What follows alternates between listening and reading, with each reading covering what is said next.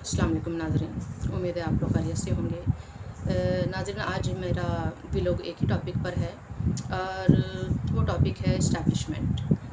अब ये इस्टेब्लिशमेंट के हवाले से हमारे जहन में मुख्तलिफ़ बातें आती हैं, मुख्तलिफ़ चीज़ें गर्दिश करती हैं। कोई इस्टेब्लिशमेंट के लिए मुख्तलिफ़ इस्लाहात भी इस्तेमाल होती हैं, कोई इसको खुफिया हाथ कहते हैं, कोई कहते हैं कि खलाई मखलूक है, और यानी कि ऐसी कोई नादीदा क़ुव्वतें, ऐसी ग़ैबी क़ुव्वतें जो नज़र भी नहीं आती और वो दरपर्दा सारे अवामिल कारफरमा हो रहे होते हैं उन्हीं क़ुव्वतों के ज़रिए असर। तो चलें आज हम इसी के टॉपिक को डिस्कस करते हैं। अब इस्टेब्लिशमेंट में बज़ाहिर देखा जाए तो बहुत सी ताकतें इसके अंडर आती हैं। इसमें आप ले लें जो ताकतवर ब्यूरोक्रेट्स हैं, इसमें आप ले लें जो पावरफुल मीडिया पर्सनस हैं, और इसमें आप ले लें जो पावरफुल बिजनेसमैन कम्युनिटी है, जो हमारा ताकतवर तबका है, ताजिर तबका है। इसके अलावा मिलिट्री और आर्मी जितने भी इसके अंदर हैं, ये सब मिलकर एक इस्टेब्लिशमेंट बनाते हैं और इनका जो रोल है वो हुकूमतों के आने जाने में, हुकूमतों के तमाम मामलात में बहुत सरगर्म होता है। और ये रोल होता है बिहाइंड द सीन। आपको कैमरे के सामने तो नज़र आती हैं जमहूरी क़ुव्वतें, जमहूरी ताकतें, लेकिन बिहाइंड द सीन ये सारे अवामिल होते हैं कि जो इन हुकूमतों को चला रही होती हैं। अब नाज़रीन देखा जाए तो इस्टेब्लिशमेंट का जो रोल है, ये इस्टेब्लिशमेंट उन मफाद में काम करती है जिनका ताल्लुक़ मुल्क की मफाद से होता है, जबकि हम देखते हैं कि जो सियासतदान हैं ये उन मफाद में काम करते हैं जिनका ताल्लुक़ उनके सियासी मफाद से होता है। तो जब जहाँ मुल्की मफाद की बात होती है तो वहाँ पे इस्टेब्लिशमेंट आगे होती है और मुल्की मफाद को वो सियासी मफाद पर प्रेफरेंस देती है। अब हम देखते हैं कि हमारे मुल्क पाकिस्तान में जो इस्टेब्लिशमेंट का रोल बाकी ममालिक की बनिस्बत बहुत पावरफुल है। आप अपने पाकिस्तान के इर्द गिर्द जितने भी आप ममालिक देख लें, बांग्लादेश देख लें, इंडिया देख लें, वहाँ पर हमें एक जमहूरी निज़ाम नज़र आता है। लेकिन हम बदकिस्मती है कि जब हम पाकिस्तान को देखते हैं तो हमने यहाँ पे देखते हैं कि बहुत सारा माशाल्लाह आए हैं। और इसकी वजह क्या है? इसकी वजह यह है कि नाज़रीन हमारे मुल्क में इस्टेब्लिशमेंट बहुत पावरफुल है। अब देखें कि यहाँ पे सिविल इदारे भी मौजूद हैं। बाज़ लोग कहते हैं कि सिविल ब्यूरोक्रेसी और जो मिलिट्री ब्यूरोक्रेसी है वो दोनों मिलकर हुकूमत करते हैं। हालांकि ये उनकी खाम ख्याली है, ये दोनों मिलके कभी भी हुकूमत नहीं करते। सिविल जो क्या कहते हैं, सिविल जो हुकूमत होती है उसमें इतनी पावर होती ही नहीं है, वो बहुत कमज़ोर होती है। इसका आप अंदाज़ा अपने मुल्क में जितनी आज तक हुकूमतें आई हैं उससे भी आप लोग लगा सकते हैं कि वो कितनी ताकतवर थीं, कि जिन्होंने कितनी कितनी देर हुकूमत कर ली। शायद ही कोई जो हुकूमत है, कोई जो पार्टी है वो 5 साल हुकूमत कर पाई। इसकी वजह यही थी कि जो इस्टेब्लिशमेंट को पसंद आता था वो तो रहता था, और जो पसंद नहीं आते वो मंजर आम से गायब कर दिए जाते हैं। अब देखें इस्टेब्लिशमेंट का पाकिस्तान में क्या रोल है। अब हमारे सिविल जो इदारे हैं, अब पाकिस्तान में आप देखते हैं कि वज़ीर एक इत्तलात का एक बाकायदा एक मिनिस्ट्री है, लेकिन इसके पैरेलल हम देखते हैं कि आर्मी ने अपना ISPR का महकमा बनाया हुआ है। अब जितनी भी अवाम है, जो भी वो लोग जो न्यूज़ इकट्ठी करते हैं, वो पाकिस्तान की जो वज़ीर इत्तलात हैं उनसे ज़्यादा वो ISPR के जो नैरेटिव होते हैं, उनकी जो बयान होता है उस पे वो उनका ज़्यादा रिलायंस होता है, उस पे ज़्यादा वो बिलीव करते हैं। और दूसरी दूसरी तरफ हम देखते हैं कि एक पाकिस्तान में एक FIA का एक इदारा है, इसके साथ साथ एक IB का इदारा है, और इसके पैरेलल हम देखते हैं कि मिलिट्री ने अपना ISI का भी इदारा बनाया हुआ है, MI का इदारा भी बनाया हुआ है। अगरचे ये कोई बुरी बात तो नहीं है, लेकिन नाज़रीन होता क्या है कि जहाँ पे इख्तियार होना चाहिए वहाँ पे इख्तियार नहीं होता, जो ज़िम्मेदार होने चाहिए वो ज़िम्मेदार नहीं होते।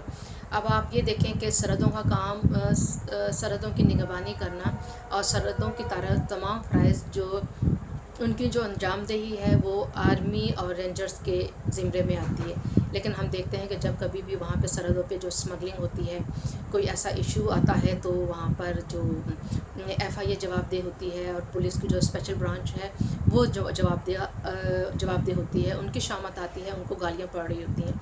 और ये फ़ौज से या आर्मी से, या आप देख लें कि ISI سے نہیں پوچھا جاتا کہ یہ آخر کیا وجہ ہے کہ سرحدوں پہ کیوں اتنی اسمگلنگ ہو رہی ہے، کرپشن ہو رہی ہے، اس کی کیا ریزن ہے۔ اسی طریقے سے ہم دیکھتے ہیں کہ ناظرین اگر خدا نخواستہ ملک میں کوئی دہشت گردی کا واقعہ ہو جائے یا کوئی اور اس طرح کا واقعہ ہو جائے، تب بھی FIA کو ہی پکڑا جاتا ہے، اسی کو گالم گلوچ دی جاتی ہے، جبکہ دوسرے جو عوامل ہوتے ہیں، آرمی سے جو ریلیٹڈ عوامل ہوتے ہیں، وہ نگلیکٹ ہو جاتے ہیں۔ اب اسٹیبلشمنٹ کا ہونا کوئی اتنا اسٹیبلشمنٹ کا اتنا پاورفل ہونا کوئی اتنی بری بات بھی نہیں ہے، لیکن یہ کوئی اتنی اچھی بات بھی نہیں ہے۔ اچھی بات اس حوالے سے نہیں ہے کہ ناظرین اس ممالک کی پھر جو ڈیموکریسی ہے وہ کھوکھلی ہو جاتی ہے، وہاں پہ ڈیموکریسی رہتی نہیں ہے۔ اب ہمارے ملک میں کیا کہتے ہیں کہ اسٹیبلشمنٹ کوٹڈ ڈیموکریسی ہے، کہ بظاہر تو آپ کو ڈیموکریسی نظر آتی ہے لیکن در پردہ بات کچھ اور ہوتی ہے۔ اب آپ عمران خان صاحب کا حوالہ دیکھ سکتے ہیں کہ ان کو لاڈلا کہا جاتا ہے۔ لاڈلا کیوں کہا جاتا ہے؟ اس لیے کہا جاتا ہے کہ یہ اسٹیبلشمنٹ کی پیداوار ہے، اسٹیبلشمنٹ نے ان کو بہت عرصے تک ان کی پرورش کی، ان کو ٹرین کیا اور اس کے بعد ان کو حکومت میں لے کر آئے۔ چلیں ہم اسٹارٹ میں دیکھتے ہیں کہ ڈیموکریسی ہمارے ملک میں اسٹیبلشمنٹ نے کس طرح سے کام کیا۔ غلام اسحاق خان کا جب ہم حوالہ دیتے ہیں، ان کے زمانے میں سول بیوروکریسی تھوڑی سی مضبوط ہوئی تھی، اس نے تھوڑی سی اپنی جڑیں پکڑنی شروع کی تھیں۔ اس کے بعد ہم دیکھتے ہیں جنرل ضیاء الحق کا ٹائم آیا تو اس وقت جو جوڈیشری ہے وہ بہت مضبوط ہوئی۔ اس کی مضبوطی کے ساتھ ہی ضیاء الحق صاحب نے جو لاہور ہائی کورٹ کے چیف جسٹس تھے ان کو گورنر بنایا، اور جو صوبے تھے ان کے جو چیف جسٹسز تھے انہوں نے وہاں گورنر تعینات کیا۔ لیکن ہوتے تو یہ مہرے ہی ہیں، اصل جو کام تھا وہ اسٹیبلشمنٹ کا ہی تھا، آرمی کا تھا، اور وہ پیچھے کام کر رہے تھے اپنا۔ اس کے بعد ناظرین ہم لوگ دیکھتے ہیں کہ جب نواز شریف صاحب کو نکالا گیا، نواز شریف صاحب کو کیوں نکالا گیا؟ اس کی وجہ کیا تھی؟ اس کی وجہ یہ تھی کہ وہ 3 دفعہ مقبول ایک وزیر اعظم رہ چکے تھے، اور جب لاسٹ ٹائم ان کی حکومت کو ختم کیا گیا تو 2/3 میجورٹی کے ساتھ وہ وزیر اعظم تھے۔ اور جب ناظرین ایک انسان اتنا پاورفل ہو جاتا ہے، طاقتور ہو جاتا ہے، اور وہ سمجھتا ہے کہ عوام اس کے ساتھ ہے، عوام اس کو پسند کرتے ہیں، تو تھوڑا وہ بھی پھر وہ سوچتا ہے کہ مجھے اپنی مرضی سے چلنا چاہیے، اور وہ جب اپنی مرضی سے چلتے ہوئے حکومت اپنی مرضی سے کرتا ہے تو یہ بات پھر اسٹیبلشمنٹ کو پسند نہیں آتی کہ کوئی اپنی مرضی سے حکومت کیسے کر سکتا ہے ان کے ہوتے ہوئے، کیونکہ مین مسئلہ تو ان کا یہی ہوتا ہے کہ ہم پپٹ بٹھائیں اور پیچھے ہمارے ہاتھ ہوں۔ تو جب نواز شریف صاحب نے تھوڑے سے اپنے پرپرزے نکالنے شروع کیے تو ایک پاناما کی سازش کھڑی گئی، اور پاناما کی سازش گھڑتے گھڑتے پھر ان کو اقامہ پہ نکال دیا گیا، اور جب ان کو نکالا گیا تو انہوں نے اس کے خلاف ایک بہت کمپین، ایک مشہور ایک پاپولر کمپین سٹارٹ کی نواز شریف صاحب نے، جس میں تمام کے تمام پارٹی کے صاحبان شامل تھے۔ اور جب ایک دفعہ گجرانوالہ میں انہوں نے ویڈیو لنک کے ذریعے لندن سے خطاب کیا تو اس وقت سٹیج پہ بلاول بھٹو صاحب بھی بیٹھے ہوئے تھے، اور جب انہوں نے نام لے کر باجوہ صاحب کا نواز شریف صاحب نے ان کو ہٹ کیا تو اس وقت بلاول بھٹو صاحب کا چہرہ دیکھنے والا تھا۔ انہوں نے پھر ایک برطانوی ٹی وی کو انٹرویو دیتے ہوئے بتایا کہ نواز شریف صاحب سے ایک ایگریمنٹ ہوا تھا کہ ہم ہٹ تو ضرور کریں گے اسٹیبلشمنٹ پر، لیکن ہم کسی کا نام نہیں لیں گے، جبکہ جب انہوں نے نام لے دیا تو اس طرح سے ان دونوں کے درمیان میں معاملات سرد مہری کا شکار ہو گئے۔ اس کے بعد ہم دیکھتے ہیں کہ جب عمران خان صاحب کو عدم اعتماد کی تحریک سے نکالا گیا تو انہوں نے بھی اسٹیبلشمنٹ کے اوپر خوب حملے کیے، اور جیسے حملے انہوں نے کیے ناظرین ہم لوگ جب ان کا معاملہ تھا تو در پردہ یہ کچھ اور عوامل ہوتے ہیں جن کی وجہ سے پھر حکومتیں گرائی جاتی ہیں، اٹھائی جاتی ہیں۔ تو ناظرین جب عمران خان صاحب کو عدم اعتماد کی وجہ سے جب ان کو نکالا گیا، جب ان کو فارغ کیا گیا تو انہوں نے بھی ایک بھرپور کمپین چلائی، اور جو کمپین چلا کے یہ ایک ملک کی تاریخ کی میرے خیال ہے بدترین کمپین تھی۔ کیوں میں اس کو بدترین کمپین اس لیے کہوں گی کیونکہ اس میں جو آرمی کی ایک رسپیکٹ تھی انہوں نے اس رسپیکٹ کا خیال نہیں کیا، جو جوڈیشری کی رسپیکٹ تھی اس رسپیکٹ کو نظر انداز کیا گیا، اور جس طرح سے تضحیک کی گئی، جس طرح سے آرمی کا مذاق اڑا گیا، آرمی کو گالیاں دی گئیں، وہ بھی اپنی مثال آپ ہے، اس کی بھی کوئی ہمیں نظیر نہیں ملتی۔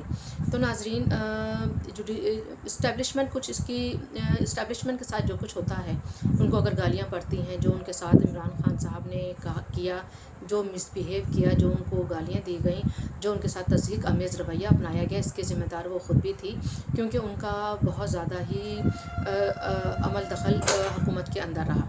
دوسری طرف ہم ناظرین دیکھتے ہیں کہ جب یہ اسٹیبلشمنٹ ٹیک اوور کرتی ہے کسی بھی حکومت کے اوپر، تو ان کو زیادہ مزاحمت کا سامنا نہیں کرنا پڑتا۔ اب مزاحمت کا سامنا کیوں نہیں کرنا پڑتا، ان کو کوئی دقت، کوئی مشکل کیوں نہیں پیش آتی، اتنی آسانی سے کیسے ایک مارشاء اللہ لگ جاتا ہے ملک کے اندر؟